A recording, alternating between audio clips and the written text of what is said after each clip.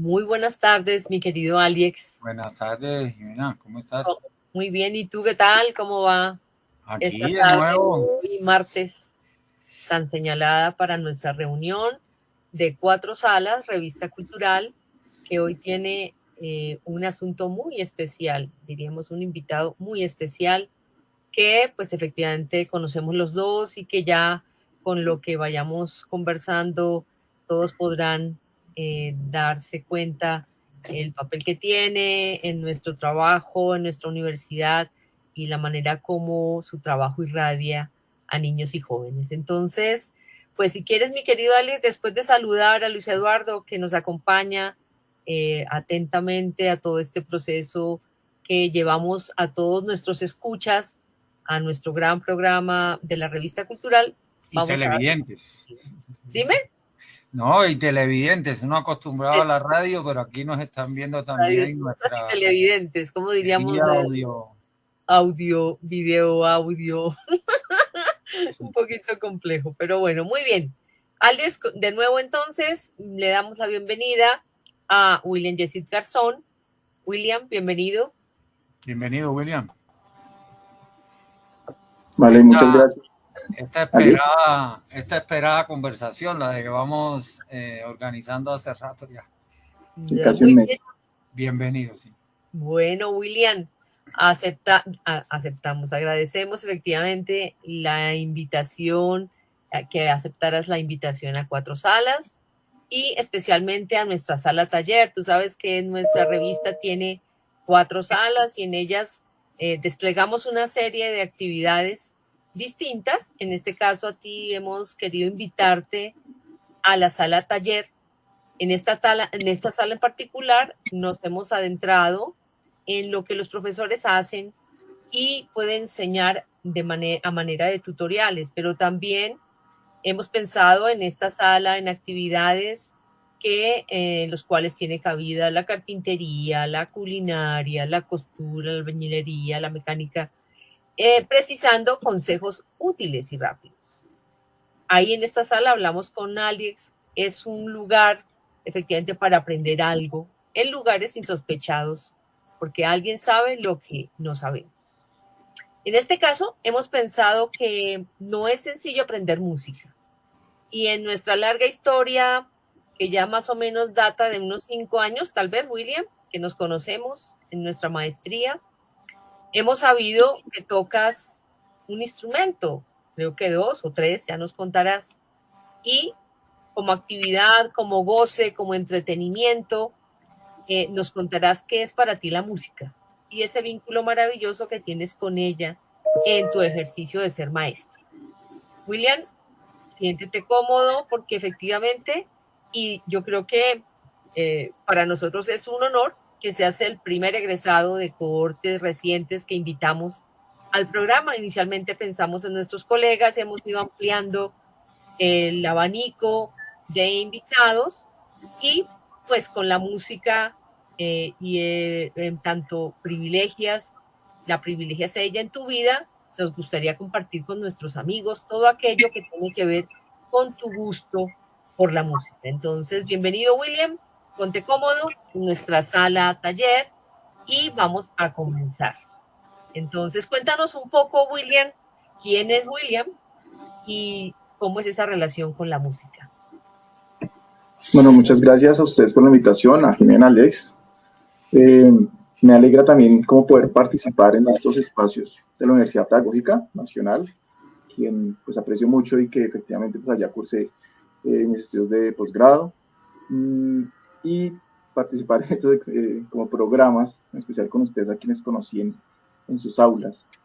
Y con quienes aún tengo pues la fortuna de compartir esas lecturas, esos diálogos que mantenemos aún. También gracias al ingeniero Luis Eduardo y pues a todos los que ven, oyen este programa. Gracias por pues, tomarse el tiempo de atender a lo que hoy suceda en este.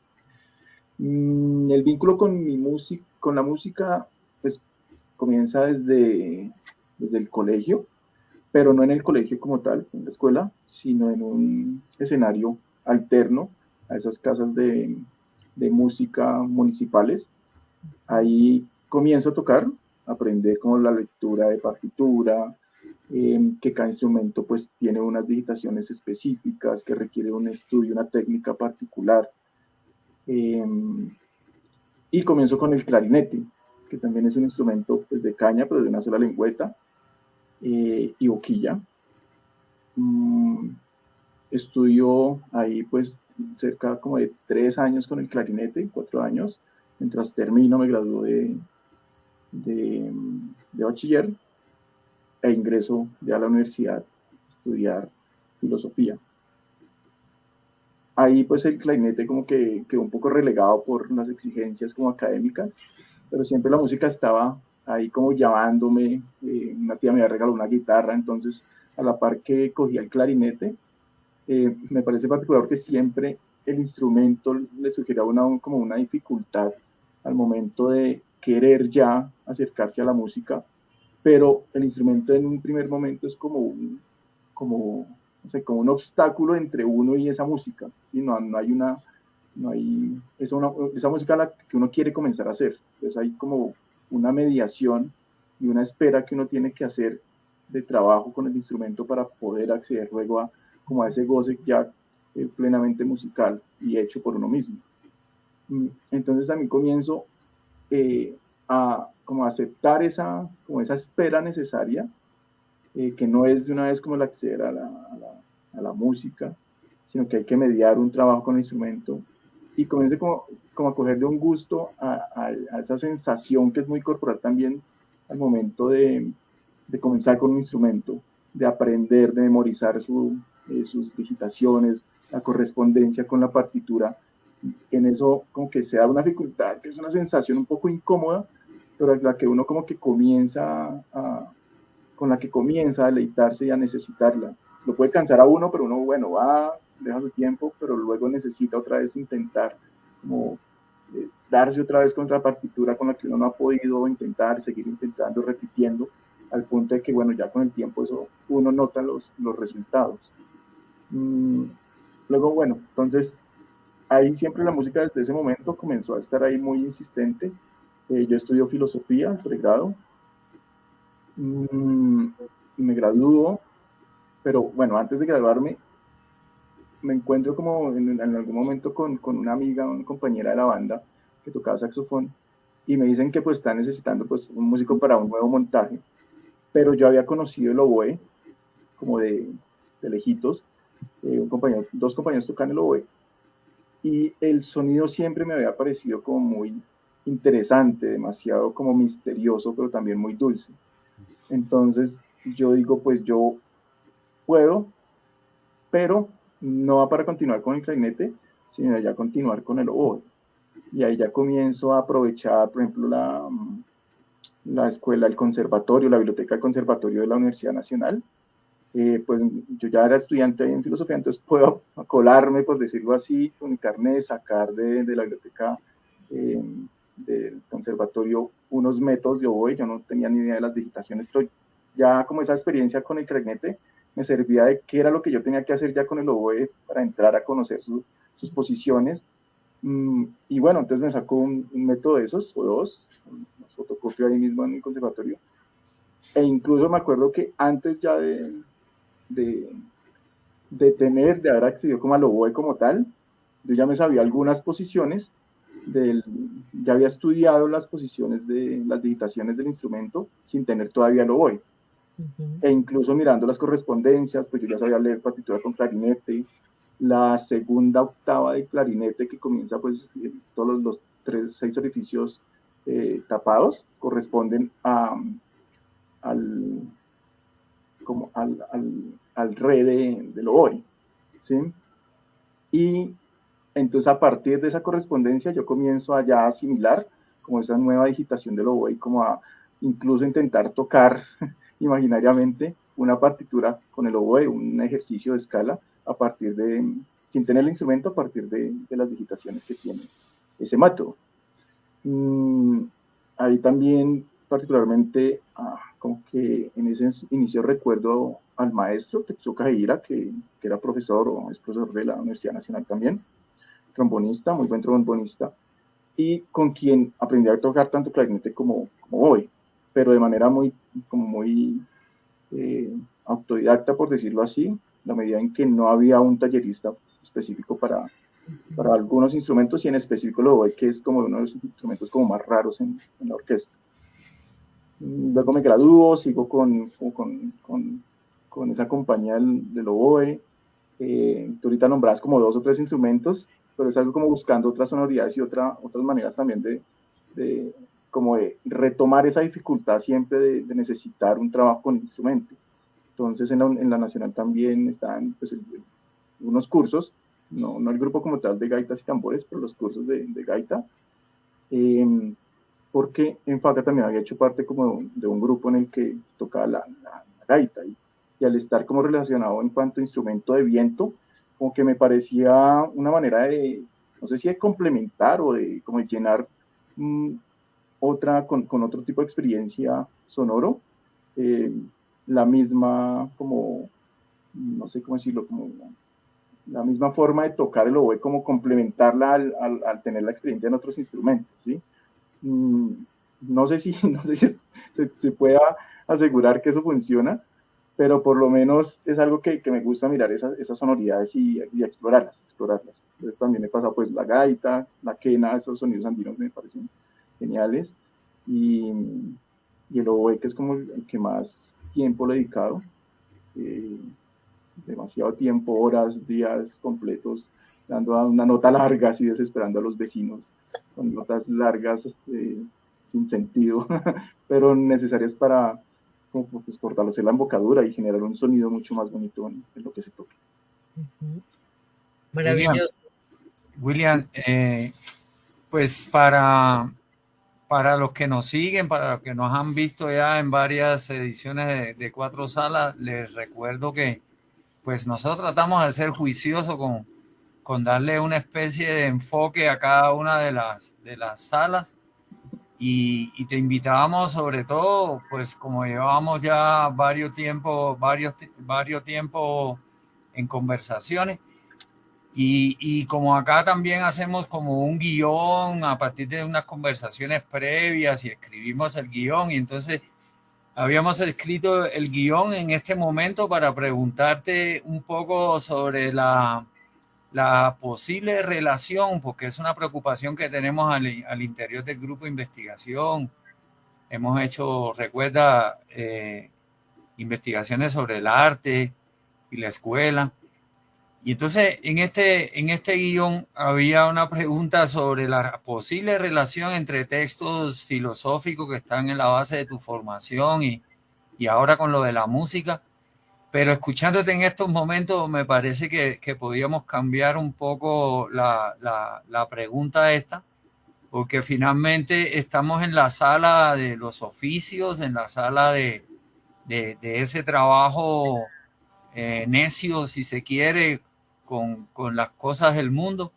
Y entonces la pregunta la voy a variar, la pienso variar en este sentido. Finalmente tú eres un filósofo profesional, habría algún tipo de relación, es una pregunta auténtica, entre ese oficio del filósofo, un poco con la palabra, un poco con los textos también, y esto que nos cuentas ahorita de este oficio con la sonoridad, con la digitación, si es posible también con la música escrita, para que nos pudieras contar un poco sobre esto, y a nosotros los que tenemos distintos tipos de dificultades frente a la filosofía y frente a la música, nos pueda quedar un aprendizaje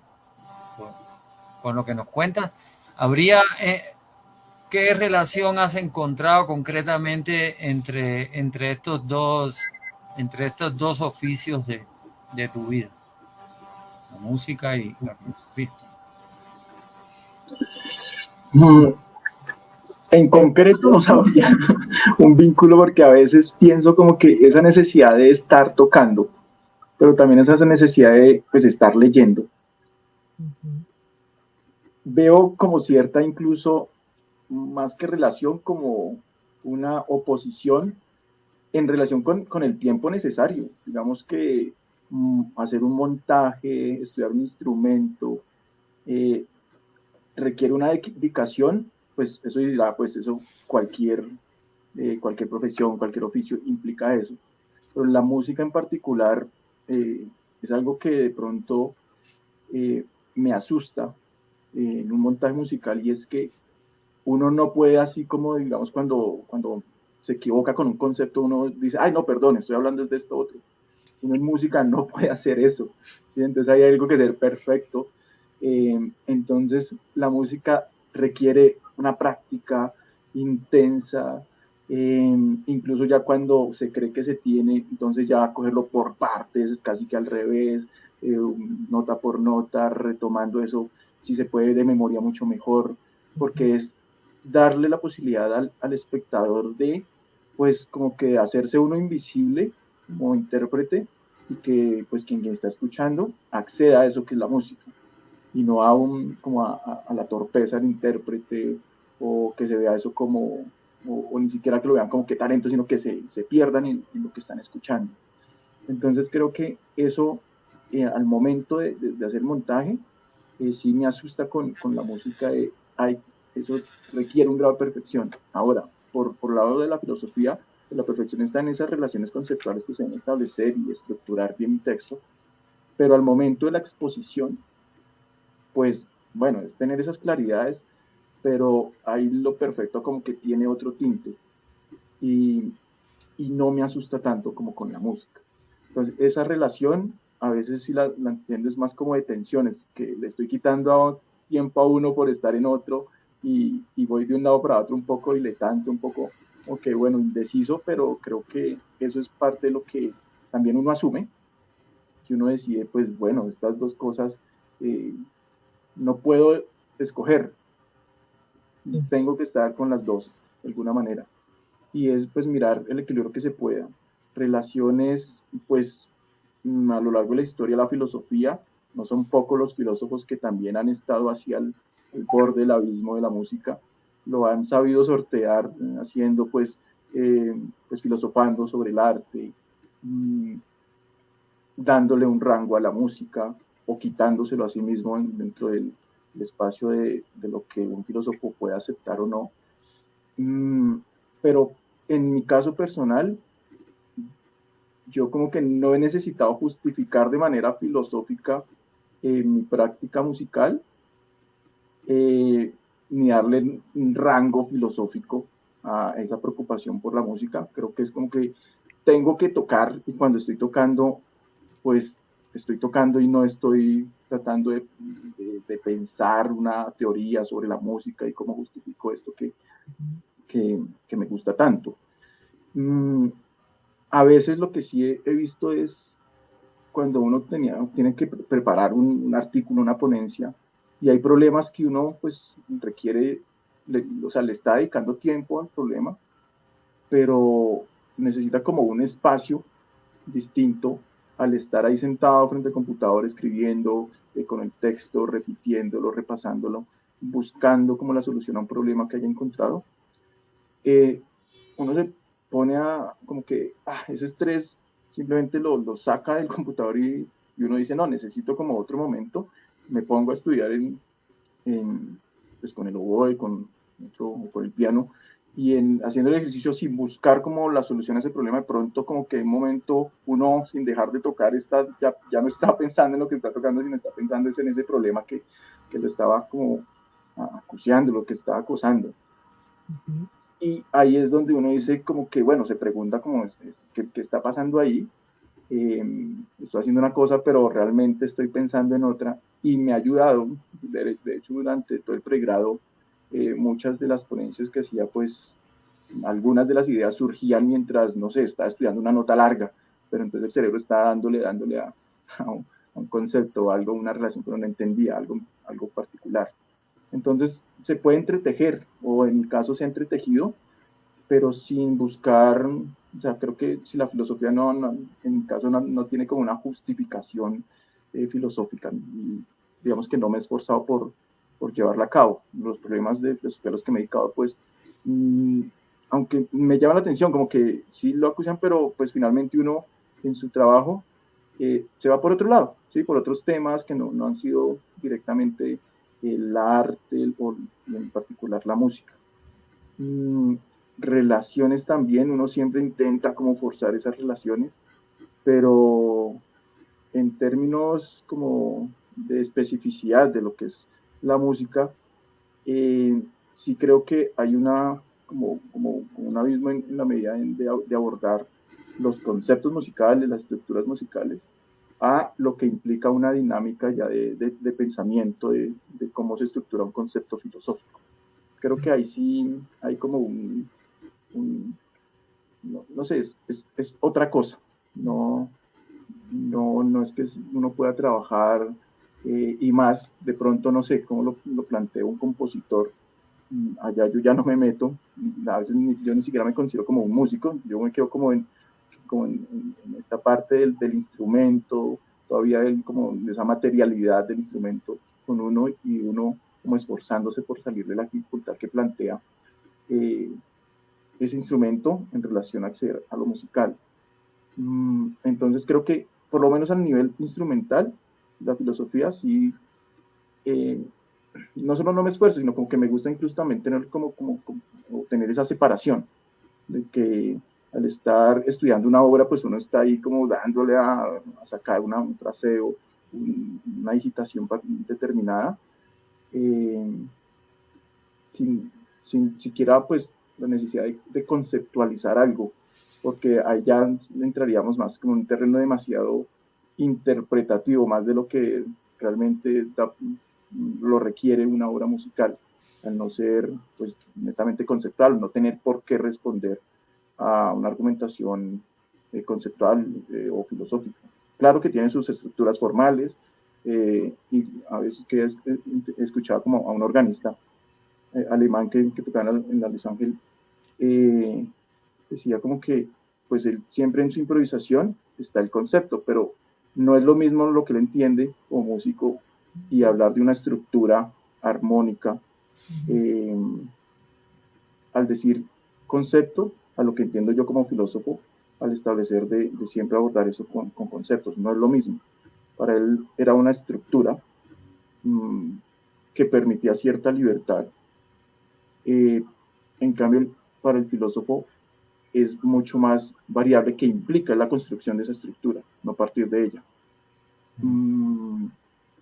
Entonces, por eso sí, como que a la pregunta, como por ser más concreto, diría como que las relaciones de pronto serían mucho más generales al momento de abordar los textos. Hay cosas que sí me parecen muy generales y que incluso podemos ligar con la pregunta inicial, que estaba como en el guión a la que hacía referencia Alex. Y hay cosas que de pronto es muy evidente al decir que al abordar un texto como una partitura, que implica pues unas intenciones del compositor, pero va a ser como la resolución entre lo que el autor-compositor propone y uno como intérprete pues puede hacer con eso. Pero hay muchas similitudes en el momento de necesitar de codificar eso que está, como esa grafía que está en el papel, en construir, por un lado, de las partituras, pues hacerlo música, por un lado de los libros, textos filosóficos, pues hacerlo pensamiento, como de ese cambio de un código allá a la práctica como tal, de interpretar en ambos sentidos. Entonces creo que abordar textos de ambos tipos implica un proceso de iniciación que permita comprender esos significados de las codificaciones, establecer el sentido en que se sistematizan los sonidos, los ritmos, las dinámicas, las intenciones. Eso está en un texto filosófico. ¿Sí? Cada texto tiene su ritmo, cada autor, y esto implica un proceso pues, prolongado en el tiempo que requiere de esfuerzos que permitan memorizar, agilizar en la forma de convertir esa grafía en otra cosa, que decía ahorita, producto de esa relación entre lo que el autor propone y lo que uno puede hacer. Entiendo también, o sea, creo que esa relación es muy, de pronto, muy obvia, ¿sí? Esa similitud. Pero a mí como instrumentista, y lo comencé siempre muy apegado a la lectura de partituras, pues este aspecto cobra como un aspecto muy relevante, porque no se da, o en mi caso no se dio a una edad tan temprana como pasó con la lengua materna. En eso uno de pronto no se fija tanto al, al, al estar leyendo, inicialmente cuentos o ya después textos más elaborados. Pero entonces algo que tiene que ver con eso es lo que estoy diciendo, es la importancia de la repetición de tanto de una secuencia musical como de esas secuencias de palabras que se dan en los textos, porque no, digamos que no es tan fácil hacer ninguna de las dos cosas. Implica un volver a pedirle al texto, repasar. Lo mismo pasa con la música. Sin ese repaso no se puede hacer nada. Sin un repaso, sin una relectura del texto filosófico, no puede haber comprensión. Entonces creo que esa corrección incesante confusiones entre lo escrito y lo leído, como por el cerebro, y más sobre todo en lo musical, digamos que esos errores técnicos son muy corporales y que se siguen aun cuando el cerebro pues lee bien y entiende qué hay que hacer, cuando pues uno tiene la gramática musical, pero pues el cuerpo aún no está acostumbrado al instrumento o algo pasa, lo puede hacer despacio, pero ya a cierta velocidad ya no lo puede hacer, entonces toca algo más progresivo. Entonces creo que eso se sigue pues el cuerpo no logra ejecutarlo a pesar de que el cerebro sí lo puede hacer. Entonces este proceso también pues presenta ciertas dificultades y me parece que debe ser cuidado porque constituye también la base de las posibilidades técnicas de lo que, pues, del desarrollo de la interpretación. También me parece importante. Ahí antes de que continúes, hay dos cosas que me parecen súper interesantes de lo que estás hablando. Si bien no hay como una relación directa, lo que sí nos estás contando es que de alguna manera lo que la música hace en el cerebro, en el marco de tu repetición constante y a la vez la lectura filosófica, que podría ser otra actividad, lo que hacen esas experiencias sensibles, de alguna manera es lo que pues en neurología se llamaría como trazar caminos, ¿no? Esas diferentes posibilidades neuronales digamos, que la gran versatilidad de experiencias le reportan, digamos, en tanto poder aprender. Allí, digamos, está haciendo un ejercicio muy interesante. Tú dices, estoy por resolver un asunto que no viene fácilmente en la escritura, decido desconectar y de pronto durante el aprendizaje y la repetición de una secuencia musical que estoy adelantando, viene un poco como la claridad sobre el tema teórico que estoy, digamos, a punto de resolver o inquieto por resolver. Entonces, es más como que la música en el marco de ese aprendizaje, esa sensibilidad que supone, lo que hace neuronalmente es hacer, digamos, del cerebro algo muchísimo más plástico, que tenga, digamos, esa posibilidad, ¿no? Es interesante desde ese lugar. Me parece, digamos, llama la atención ese asunto. Que no intenta explicar que pues para poder resolver un asunto filosófico se tenga necesariamente que tener un conocimiento musical o hacer una experiencia instrumental, pero que parece, digamos, confluir en el marco de una potencia que tú has encontrado allí que me parece, digamos, muy interesante, ¿no? Y es que de alguna manera el desarrollo que ha supuesto en ti la música en el orden a pensar pues las neuronas, todo ese misterio cerebral que se produce allí, pues está generando, digamos, unos efectos interesantes en el marco pues de posibilitar un pensamiento, y también lo decías, de los códigos, si bien son códigos distintos, pareciera ser que el efecto que tiene, por ejemplo, aprender a tocar un instrumento, y tú lo has dicho muy bien y me recuerda a un programa anterior en donde hablábamos con Guillermo sobre la memoria, es fundamental, ¿no? Es decir, que todo lo que viene con digamos, el manejo de un instrumento y tocar un instrumento va a tener efectos insospechados en otras áreas, digamos, y habilidades del ser humano. Tú decías la repetición. Ese es otro de los puntos clave. Y es, yo pensaba en el baile, yo me he puesto también en la tarea de bailar. Entonces, entre bailar, entre el concepto, la comprensión y poder bailar lo que quiero, pues digamos, está el cuerpo, ¿no? Y lo que tú dices, si yo no repito no sé cuántas, 100, 200 veces una dinámica corporal, a pesar de que tenga claro en la mente cómo va, no me sale. O sea, la música se fue y mi cuerpo no respondió pues a esa estructura musical que había que llenar con una coreografía, con una expresión. Entonces, Sí. digamos que la concentración, el ejercicio de la memoria, de la repetición que te ofrece la música, uno podría pensarla también como lo que puede acontecer cuando a la vez pues te pones a trabajar con textos, con conceptos, con lo que tú dices. He tenido, diríamos, como Nietzsche, que rumiar en diferentes momentos, conceptos de filósofos, y eso ha hecho que de alguna manera la comprensión venga, ¿no? Hay asuntos que requieren ser, digamos, trabajados en esa medida.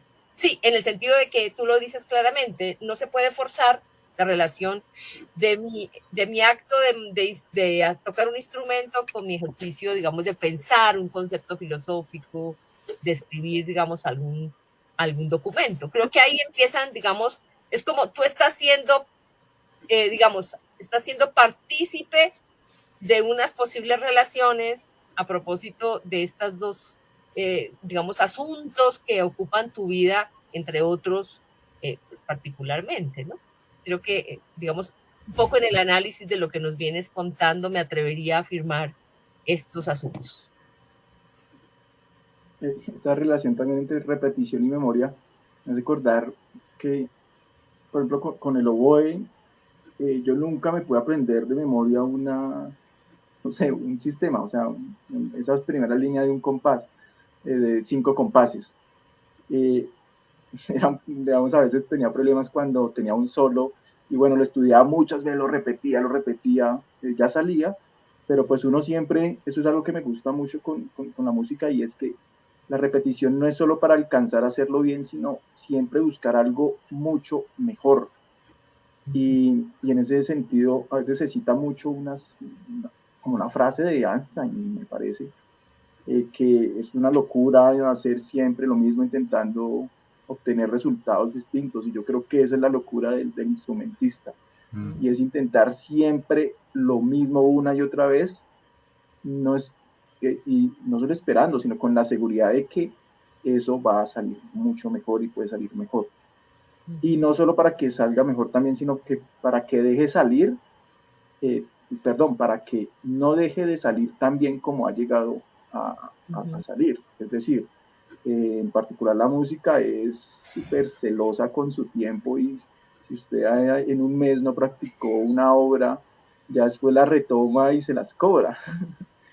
Y lo decía por esa relación entre repetición y memoria y que aunque con el oído yo nunca me pude aprender un sistema, ahorita como tomando, como montando unas cosas en piano que implican ya como mayores notas simultáneas. De cierta manera, en lo instrumental es una mayor dificultad. Recordar todo eso me parecía curioso y me sorprendía, o sea, de que alcancé a montar, no sé, en un semestre, varias páginas con muchas notas simultáneas a cierta velocidad, ¿sí? Como a 178, decía, uy, o sea, nunca creí que yo llegara porque siempre era algo que me decía a mí mismo, yo no tengo memoria, lo daba como un hecho y ya, no me causaba mayor angustia. No tengo memoria, para eso está el papel y ya lo leo. Incluso pues ya tenía pues, una muy buena lectura a primera vista, ¿sí? Con el piano no. Entonces, precisamente porque no tenía buena lectura, no tengo buena lectura en el piano, esa necesidad de pues, volver a repetir, insistir, ya es la memoria, ya sé qué notas son, pero con el tiempo de tanto también repetirlo, esa memoria como, no sé si sea demasiado básico decir como cerebral o más neuronal, también se va como difuminando y le da pasos a la memoria corporal. Son los músculos los que finalmente después lo hacen solito y a veces si uno sabe qué nota viene, pero ya en otras uno dice, uy, no, ni idea, y toca dejarse llevar y ahí el cuerpo hace el resto. El cuerpo Porque tiene si memoria, comienza, por supuesto. y Claro. entonces si lo intenta ser consciente, ahí es donde ya el cuerpo entra en un cortocircuito y ahí fue donde uno ya la embarró. Por querer hacerlo todo consciente cada nota por nota por nota. No, incluso a cierta velocidad ya es el cuerpo el que lo hace y uno siga, busque, que bueno, tiene después, pero en otro sentido. Y Antes de disfrútelo, ya que, con que disfrute. antes de que Alex entre a preguntar, que lo veo ahí con ganas de intervenir, me hiciste recordar, yo amo la interpretación de Glenn Gould. En las variaciones Goldberg la historia es maravillosa, o sea, él se la sabe de memoria, pero cada vez que le graban la interpretación de las variaciones Goldberg puede cambiar de la duración de la interpretación de la obra, pero además los críticos jamás logran decir cuál fue mejor o cuál peor, es decir, que él tiene absolutamente incorporado en su vida plena, en su cuerpo, en sus dedos, en su memoria, las variaciones Goldberg a un nivel que es casi que, es decir, ni siquiera es de memoria, es que está ahí, o sea, él simplemente se siente y las toca. Es decir, el asunto de la repetición y cómo se incorporó la memoria de esa, digamos, de esa obra en Glenn Gould y poder interpretarla como lo hace, ¿no? Algunas más cortas, otras más largas, sin faltarle una nota. No, resulta súper interesante a propósito de lo que señalas de la repetición, ¿no? De la memoria. Te desborda, o sea, la memoria deja de estar en ti, pero es tuya, ya hace parte de ti la memoria. Pero tú dices algo fundamental. Si te pones a atender al cuerpo que toca, es posible que haya un tropiezo y pues hasta ahí llegó, ¿no? Es un asunto muy interesante del aprender música y del aprender cuando el instrumento también es el cuerpo. Alex, amigo. No, pues aquí fascinado escuchándolo a ustedes. Estaba pensando precisamente con esas variaciones que hay un trabajo discográfico donde están ambas interpretaciones con 20 años de diferencia de las variaciones Goldberg. Eso por un lado, pero por el otro, cuando hablaba William, me estaba acordando, estaba sintiendo que me fascina escuchar a los filósofos hablando de música. Me parece que es un privilegio combinar ambas cosas. Estaba recordando a Richard Sennett, precisamente en el libro El Artesano. Richard Sennett es un filósofo que interpreta el cello y dice cosas muy, muy parecidas, muy reflexivas sobre la música que de pronto uno no encuentra pues en los músicos, por lo mismo que dice William, que el músico está poseído por el ejercicio minucioso, por la repetición un poco necia del asunto. Eso por un lado quería comentar. Yo que soy un iletrado de la música, soy analfabeto, lo que hacemos de música, por supuesto, es por diversión, pero soy analfabeto y a mí sí me toca apelar totalmente a la memoria de manera tal de que fallo mucho. Entonces, hay un tema que nosotros tocamos donde un compás, todos los demás se callan y yo tengo que yo soy apenas un golpeador de diafragma, yo tengo que hacer solito y tengo un problema de pánico cada vez que se está aproximando ese momento. Y finalmente, lo majestuoso que me parece que pasó el domingo, Teresita Gómez, lo que tuvo que hacer, porque finalmente no había estudiado, no sabía, no estaba planeado ella tocar solo y hoy estaba leyendo un artículo periodístico sobre este punto, donde ella decía que dada la contingencia de la puesta escénica, porque finalmente es la contingencia de una puesta escénica, ella tuvo que buscar en su cabeza qué pieza podía interpretar con tranquilidad, y yo acordándome de los 4 golpecitos que yo tenía que darle de ese pánico de estar solo yo, de no estar con los demás divirtiéndonos, y por eso digo, es monumental ese ejercicio del cuerpo en el caso de una intérprete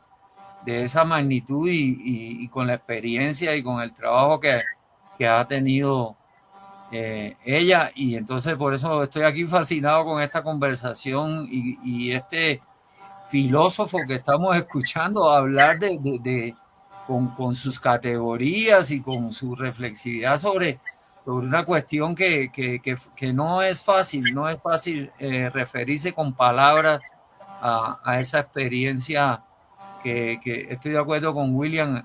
Finalmente me contestó la pregunta, que es una experiencia muy singular, muy distinta a la otra cosa de poder retractarse de lo que uno acaba de decir, muy propio digamos, de la expresión oral, que no es implacable la música en ese sentido, sobre todo en escena ya, y hay una diferencia muy grande. Pero entonces yo aprovecho para hacer una pregunta a William, muy particular ya sobre la filosofía, sobre la profesión, sobre el ejercicio del oficio del filósofo. Y es que seguimos en proyectos con los estudiantes de la maestría alrededor de estos temas, y ahorita estamos como pensando cómo se produciría el espíritu filosófico, por ejemplo, en niños de 11 años, y quería aprovechar este espacio porque creería yo que también es para eso, ¿no? Que William nos diera pista cómo sería esto de trabajar textos, o de formar el espíritu filosófico a los niños, porque invitamos también a un maestro de filosofía de colegio, para ver si nos contestas por fin esta idea de qué textos se podrían trabajar con los niños la filosofía, y si hay una posibilidad de trabajar los textos clásicos, así como William se formó. Punto. Cambio.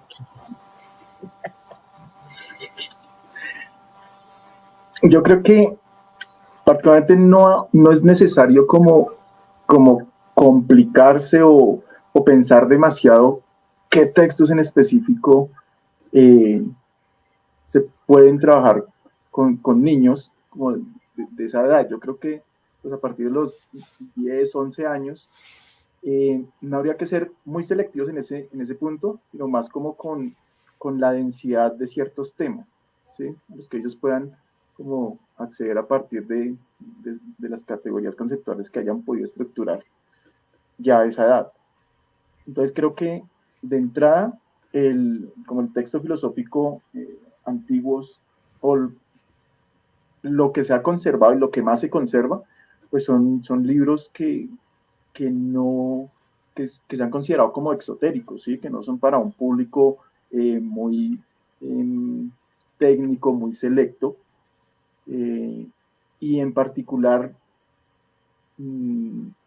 textos muy tradicionales, por ejemplo, como Platón, los primeros textos, como los llamados diálogos socráticos, me parecen geniales porque de lo que se trata cuando se habla así como del espíritu filosófico, ser un poco rimbombantes con eso, esa formación tiene que ver como con un tono de la pregunta socrática, y eso mismo lo toca particularmente la misma apología de Sócrates, donde él dice y acepta, y eso tiene que ver como con una de las actitudes también propias de la filosofía, de no aceptar un objeto de estudio propio para la filosofía, sino como una forma de abordar determinados temas que son muy propios de la filosofía, pero que no son exclusivos de la filosofía.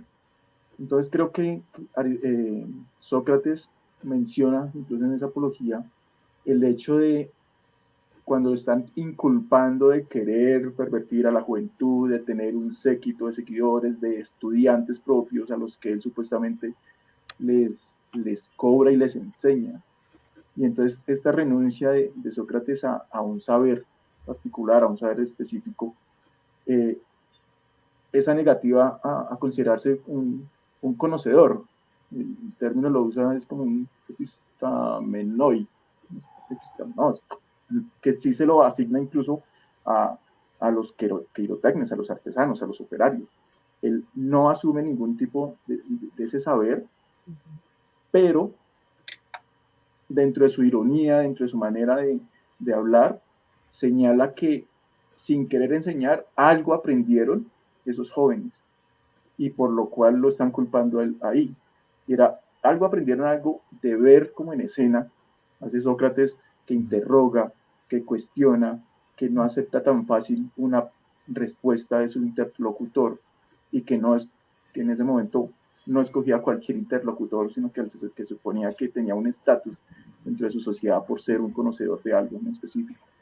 Entonces, creo que ese tinte del cuestionar filosófico está pues más que comprobado en los diálogos socráticos y me parece peculiar también porque da un momento a una continuidad, como, así como ahorita lo trabajan las series. Pues Platón es toda una serie con varias temporadas, entonces de la apología salen varios temas y dependiendo del tema que se quiera abordar, se puede saltar a otro diálogo para profundizar un tema. Entonces se pueden meter, si lo que preocupa es un tema como la muerte, entonces ahí está el Fedón para desarrollar toda una idea de lo que es la muerte para Sócrates y las posibilidades de lo que es pensar sobre la muerte y no creer que se conoce eso. O la coherencia que tiene el filósofo frente a como la defensa de sus principios como tales, a pesar de cualquier otro peligro. Y entonces es poder continuar, y eso a veces uno le dice a los estudiantes como que, bueno, de acá hay varias, ¿a dónde cogemos? Los chicos, bueno, comienzan a ver que les queda faltando algo, quisieran seguir viendo a Sócrates haciendo lo que está haciendo.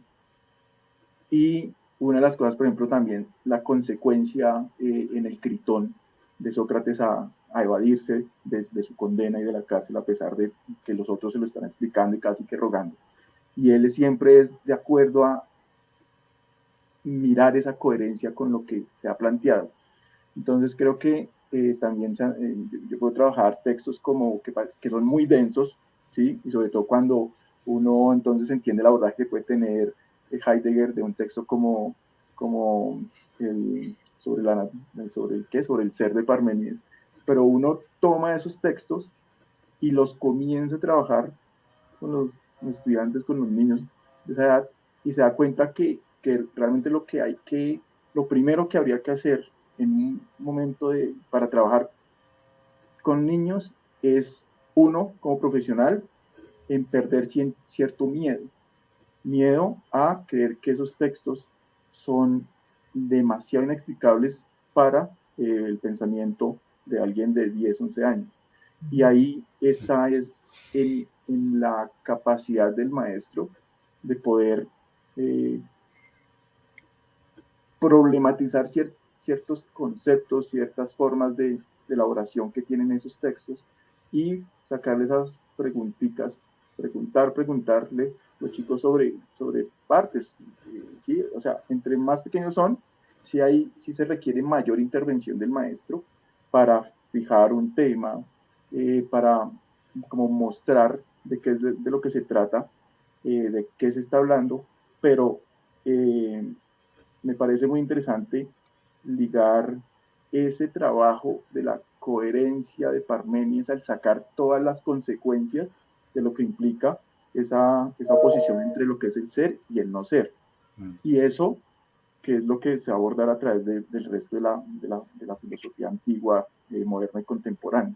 Y creo que en esos trabajos, en ese confrontar pues a los niños con ese tipo de textos, es también acostumbrarlos a no, pues a como que a tener la experiencia de ellos mismos poder abordar esos textos y no esperar, como se dice a veces, de lo que es, de seguir instrucciones.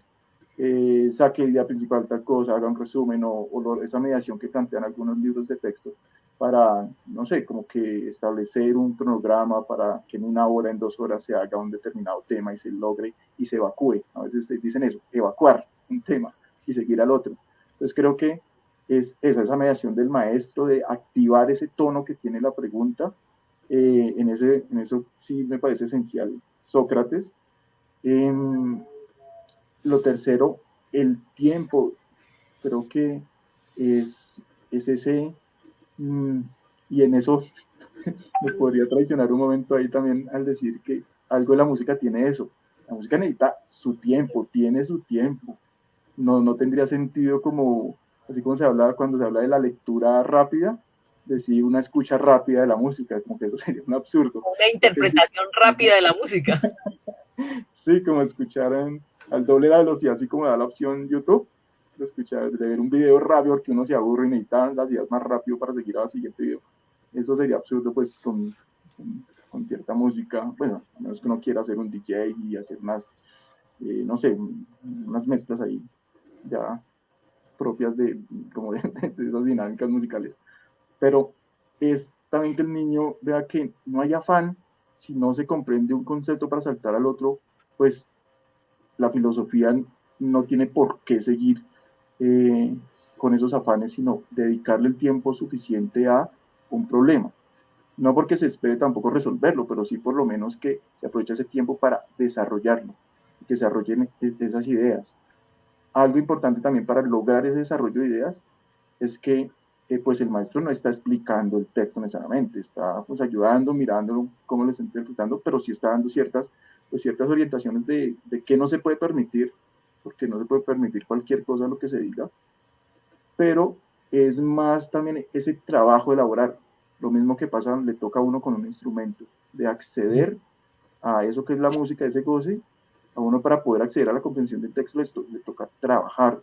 Y digamos que esa también me parece necesario afianzar temas como la escritura y la explicación, porque una cosa es un texto que el chico cree entender y otra cosa cuando lo tiene que explicar es como que, uy, no, sí lo entiendo, pero no sé cómo explicarlo.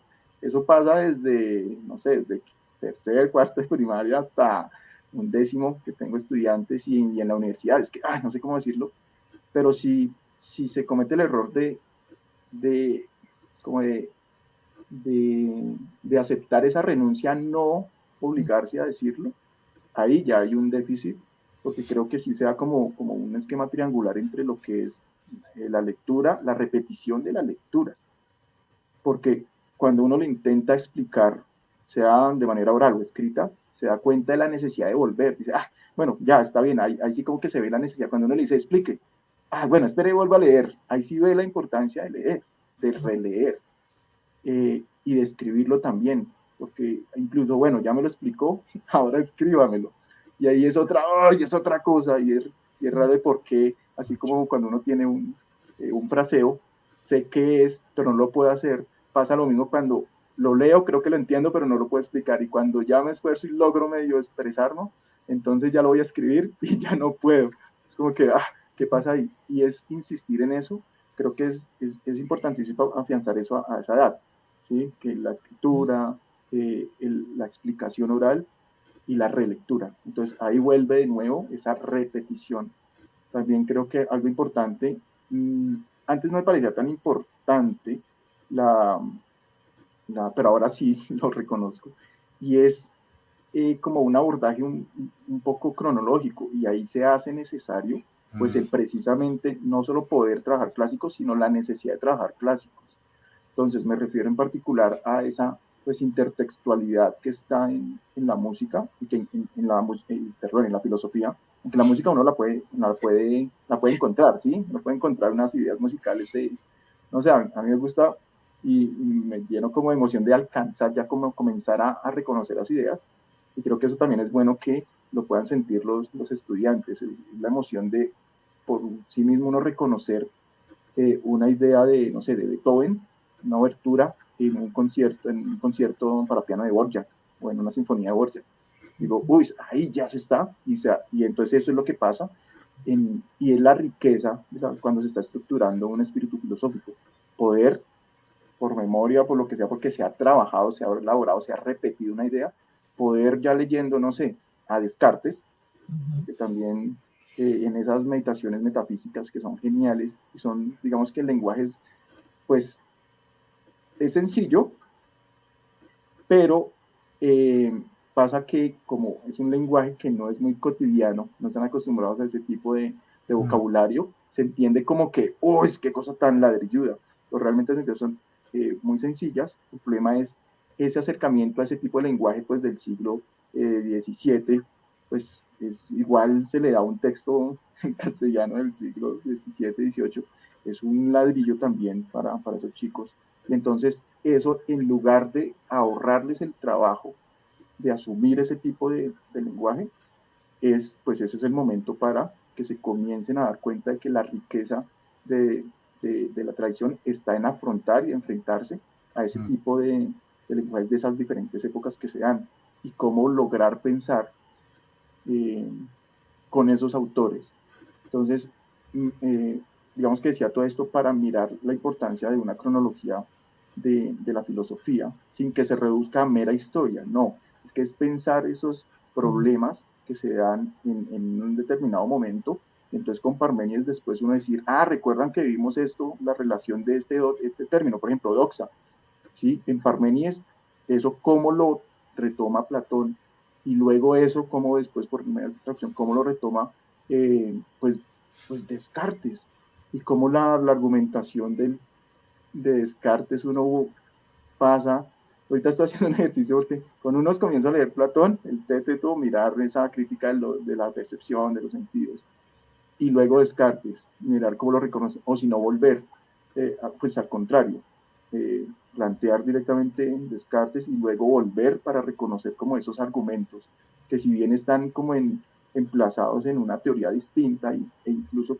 en algún momento con una función distinta, pues lo importante es como mirar esos hilos argumentativos en cada autor, poder reconocer sin igualar, sino simplemente reconociendo esas distinciones, pero mirar de qué se trata en cada caso como esos problemas filosóficos. Entonces creo que ahí es donde tiene cabida, tiene campo ese surgimiento de una manera de abordar un tema particular, sí, porque se requiere en torno a un objeto de reflexión, pero que se generaliza. Y creo que eso lo da en particular también, por ejemplo, insisto en este tema, porque a veces uno escucha muchas cosas que ya se vuelven como un lugar común de la filosofía, de la ignorancia socrática, etcétera, pero que a veces los estudiantes se ven forzados a llenar de contenido a partir de sus conocimientos previos, dicen hoy, pero eso es incluso es como evadir la comprensión de lo que quiso decir un filósofo a partir de lo que ellos creen comprender y ya lo dan por hecho. ¿Sí? Tienen una respuesta para una frase, cuando realmente lo que el filósofo pudo decir, incluso estaba intentando decir todo lo contrario, cuestionando esos conocimientos previos con lo que la gente cree llenar algo, pues cuando no se les da más, cuando no se les exige ese esfuerzo por llenar de contenido a partir de lo que el mismo autor, de lo que el mismo texto está formulando, conceptualizando, pues no le queda más remedio a un estudiante que llenarlo con lo poco que tenga. William, ahí has Ojalá, dicho, perdóname, ojalá. compañero o alguien, antes de que se me olvide, has dicho varias cosas que me parecen súper interesantes. Una, la invitación a leer los clásicos en términos de la filosofía, pues ayuda en muchísimos sentidos. Uno, reconocer que no hay nada nuevo bajo el sol, es decir, que de modos distintos, en momentos distintos, muchos de los conceptos y los asuntos de la filosofía han sido abordados, estudiados. Segundo, has dicho una cosa fenomenal y es que uno no puede pretender que la edad ya determina una incapacidad. Y es, los niños y los jóvenes están en la capacidad de leer un texto y comprenderlo. Por supuesto, requiere el acompañamiento de un maestro que también haya leído, que tenga claro esos conceptos que quiere trabajar. Claro, el nivel de comprensión pues se acrecentará, por supuesto, pero se espera efectivamente que desde su capacidad el niño y el joven, digamos, lo hagan, que es lo que en algún momento uno escucha y es, no, pero es que son niños, ¿qué van a entender el texto? O lo que tú señalabas al final, que es de mucho cuidado y es echar mano más de lo que diríamos como el sentido común, esto que se queda rondando y que, no, eso leo la frase X como tal cosa, y ya de hecho, pues eso me libra de la lectura juiciosa del autor, del filósofo en cuestión. Creo que hay unos elementos a propósito de la enseñanza que no solamente se quedan con el asunto de la filosofía o la enseñanza de la filosofía, sino que pueden trascender la enseñanza de otros saberes, y es que hay una responsabilidad en el sentido de estar preparado para los diferentes niveles, pero que creo que todos podemos asumir una lectura juiciosa. Tú has vivido la experiencia de maestría. ¿Recuerda cuántos compañeros tuyos, cada vez que uno hablaba de leer a Kant o de pensar en leer a Platón o en hablar de un filósofo, es más, sin irnos tan lejos, podíamos trabajar de los contemporáneos franceses, y cuando se hablaba de filosofía entraban en pánico? No, ya van a entrar con esos temas tan aburridos, eso es difícil. Y creo que eso tiene que ver, por un lado, con una formación que insistió en una incapacidad. Yo no entiendo la filosofía porque es que no soy filósofo y jamás lo hice. Y creo que eso tendríamos mucho que decir los profesores cuando tratamos estos temas con niños y jóvenes, y lo primero que hacemos es decirles, ustedes no son capaces. Ese sería un ejercicio que habría que sacar del aula. Y es la posibilidad de acercar al joven, como tú le estás señalando, a los filósofos que han tratado los temas de manera recurrente, ¿no? Un poco lo que hacíamos con Comenio, y es, hombre, Comenio ha hablado del sujeto, ha hablado de la disciplina, ha hablado de la educación, ha hablado de las condiciones estructurales que lo acompañan, de su existencia. Claro, efectivamente, otros han tomado, que es muy bonito cuando uno encuentra, pero ¿será que Comenio leyó a Kant?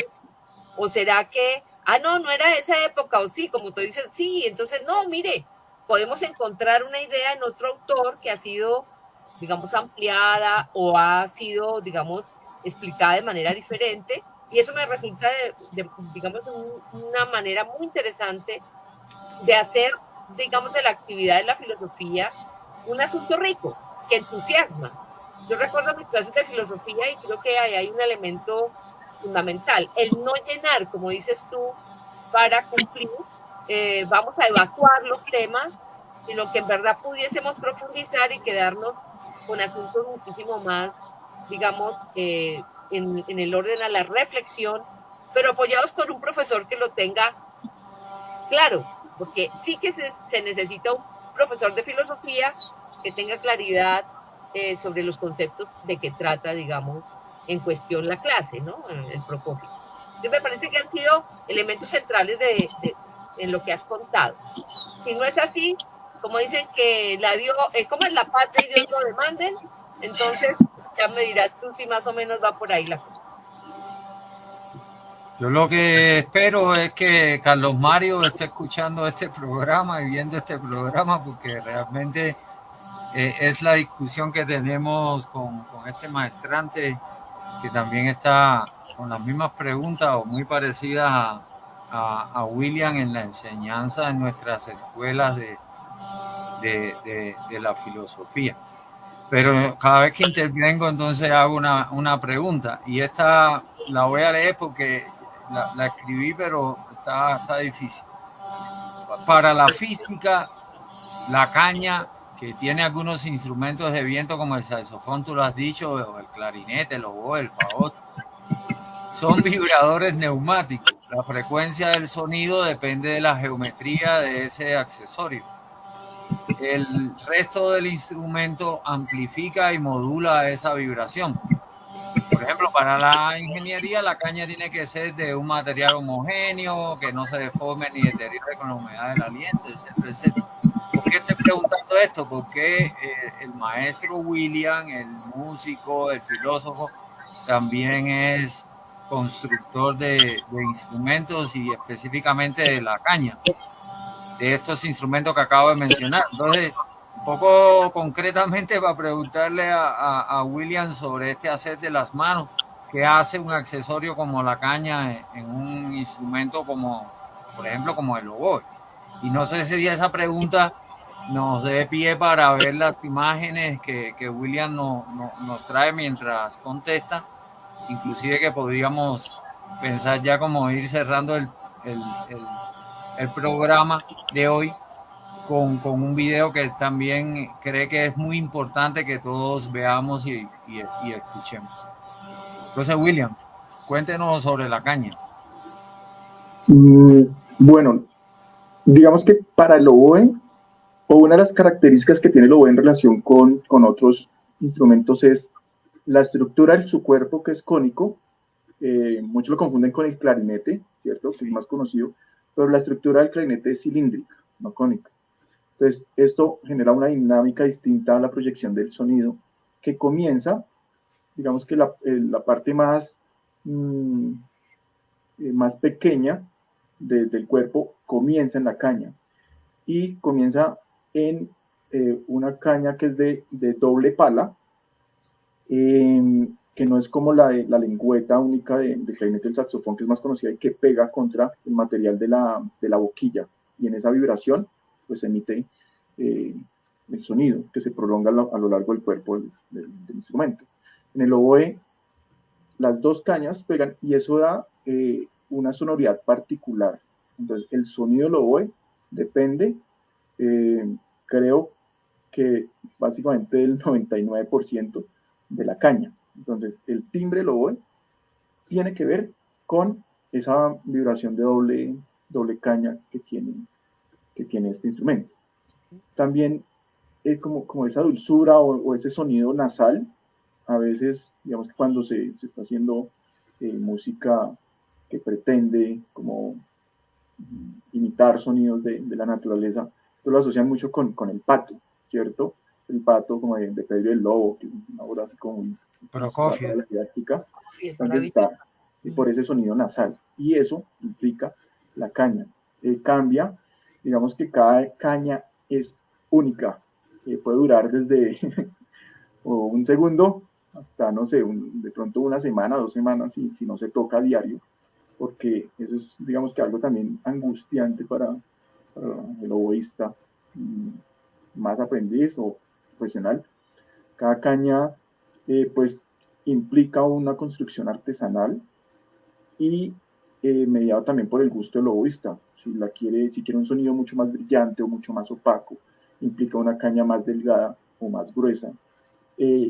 No sé si les estén mostrando como hay una imagen de una caña, no es la del oboe, que es muy básica de las 4 secciones que tiene. Es la primera sección de la que estamos Luis hablando. Eduardo, ayúdanos con la imagen más grande de la otra caña. imagen. Entonces, esa es la parte de la caña en donde se apoyan pues la caña se apoya los labios. Y entonces también tiene que ver con que en ambos sentidos de la caña, por ambos costados, está vibrando directamente con la presión sobre los labios. Entonces la embocadura implica que esté puesta en ambos labios, ¿sí? Eso implica pues una presión mayor, una embocadura mucho más, pues más trabajada, esos músculos como de los labios, implica también un mayor apoyo diafragmático al requerir como ese sistema de emisión del sonido. También implica pues, una emisión mucho más rápida, el ataque es mucho más explosivo, porque pues comienza y explota el sonido pues a través de la caña y se va por todo el tubo cónico. Entonces vemos que son diferentes partes de la caña. Esa primera es muy delgada, donde comienza a vibrar precisamente para ayudar a ese movimiento y se va prolongando, pues entonces a medida que va hacia atrás el corte, el raspado, pero también implica que mantener una geometría, como decía Alex, en esa concavidad. Es ovalada, En la parte central debe haber un menor raspado para generar que la caña tome una curva por donde permita una entrada fácil del sonido, pero que asimismo no impida una vibración de la caña y que pues también una vibración pues, más fluida, que no se apague pues, que sin el instrumentista y la presión que le está ejerciendo cambie. Particularmente la construcción de la caña es algo que es un poco, es muy bonito porque eso implica que como que es algo muy particular, muy personal, pero también es muy fastidioso porque se pierde mucho material y se pierde mucho tiempo haciendo una caña. Entonces también depende, a veces funciona, a veces no, a veces uno ya está terminando una caña y ¡pim! Se rajó por toda la mitad y todo el trabajo se perdió. Se puede perder medio día, un día completo. A veces pasaba que uno le dedicaba todo un día y quedaba pulidísima, tocaba súper bien, la cogía, la ponía ahí al ladito como una caña para concierto, ya no ensayo sino concierto, pero al otro día ya también amanecía rajada y uno, pues tener diferentes cañas, 5 o 6 cañas y la incapacidad de no sentirse cómodo con ninguna todavía.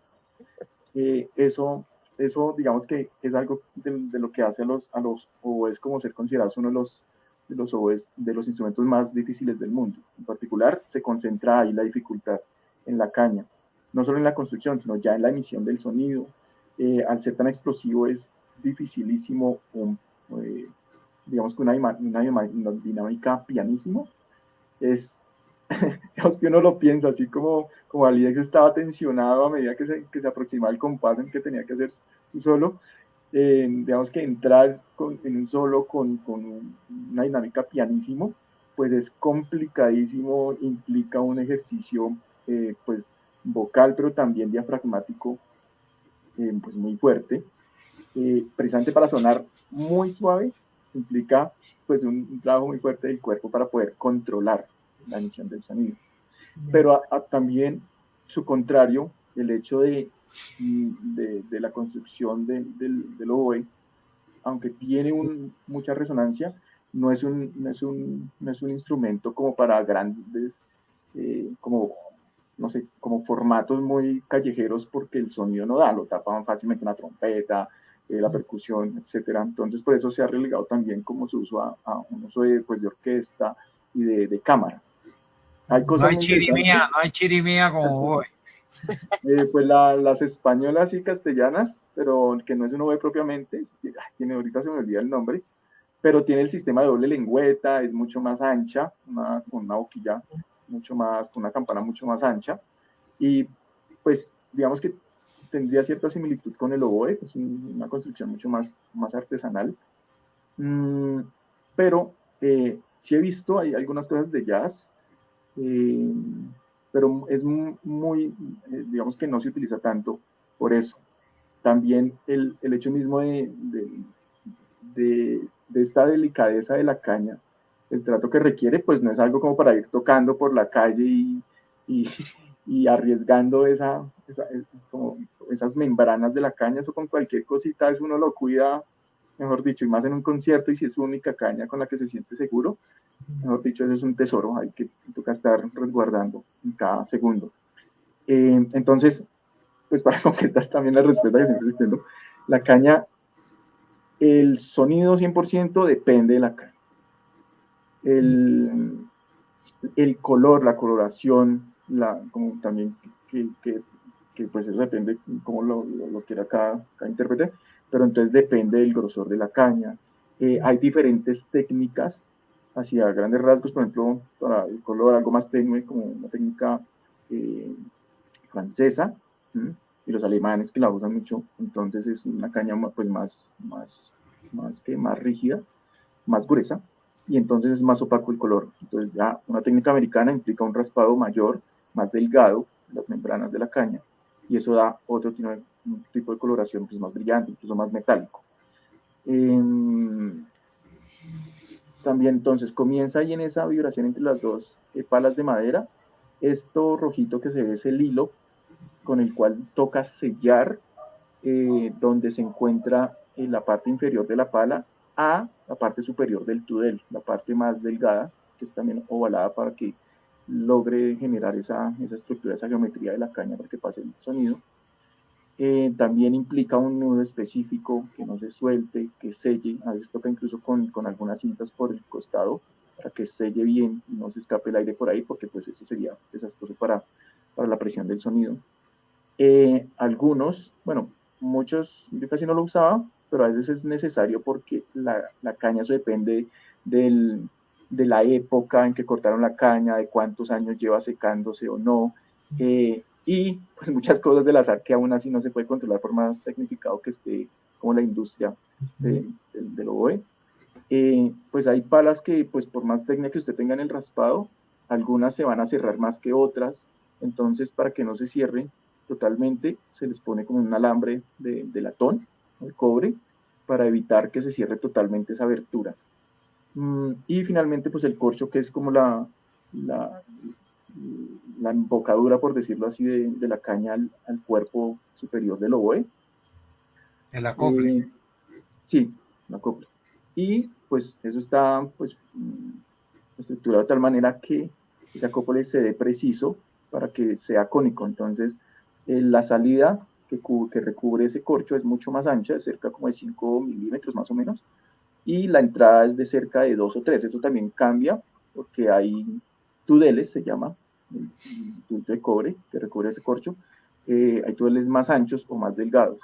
Y asimismo, de eso depende el ancho del corte de la caña, el gubiado, se llama así, de cada caña. Entonces, eso hay que tenerlo en cuenta porque cambia pues, la cantidad de aire que entra, el sonido, el color, como el cuerpo también del sonido que se está emitiendo. Ahí vemos como, a grosso modo, 2, 4, 5 partes en solo esa parte superior de la caña que implica un raspado, que también cambia con las diferentes técnicas, diferentes intérpretes. Genial. Muy bien. Excelente la explicación. Habría que seguir conversando sobre... Mi experta. Sobre el tema, porque enseguida cuentas eso, entonces estoy pensando en el corcho, en el árbol de alcornoque, que también hacen corchos para esto, ¿acaso no eran solamente corchos para las botellas de vino? En fin, habría que hablar sí, precisamente de ahí sale ese recubrimiento, sí, es el mismo.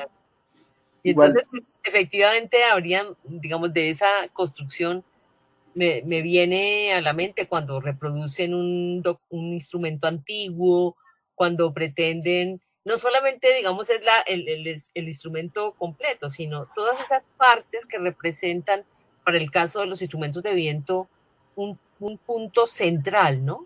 Un poco como diríamos, en el tacón, en el baile del flamenco, el tacón del zapato que produce tal o cual sonido, pero además el efecto de la fuerza de tu pierna y de tu pie sobre el tacón es el que efectivamente tú logras escuchar y es el sonido que esperas. Es decir, que efectivamente no es nada sencillo, que hay tras de cada instrumento una técnica fina, ajustada, que requiere de 1000 pequeños detalles para que efectivamente suene como uno quiera. Y como dices tú, depende del instrumentista, el sonido que quiera, la afinación, hacia dónde quiere pues que esté este.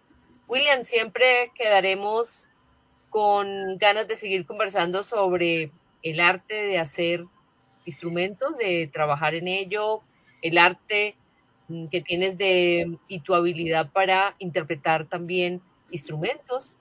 Ya tendremos la oportunidad de verte en algún momento en nuestra maestría, en nuestro departamento, invitarte a tocar un ratito una pieza en oboe. Y bueno, contar contigo también en ese marco tan interesante de pensar la filosofía y la enseñanza de la filosofía en la escuela.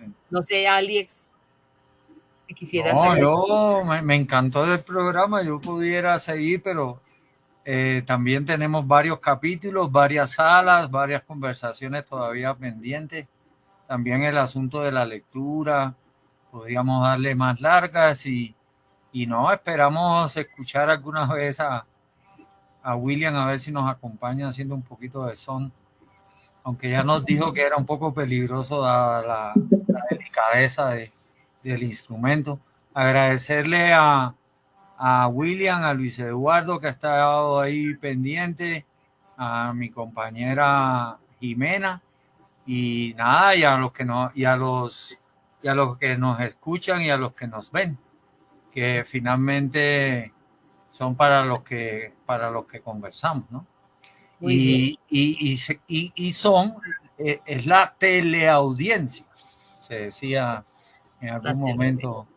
Bueno, para despedir nuestro programa, William, muchísimas gracias y le pedimos a Luis Eduardo que nos deje un videíto que cierra con broche de oro nuestro programa de hoy. Hasta pronto y muchísimas gracias a todos. Chao, muchas gracias. Hasta luego. Chao, William. Chao, Jimena.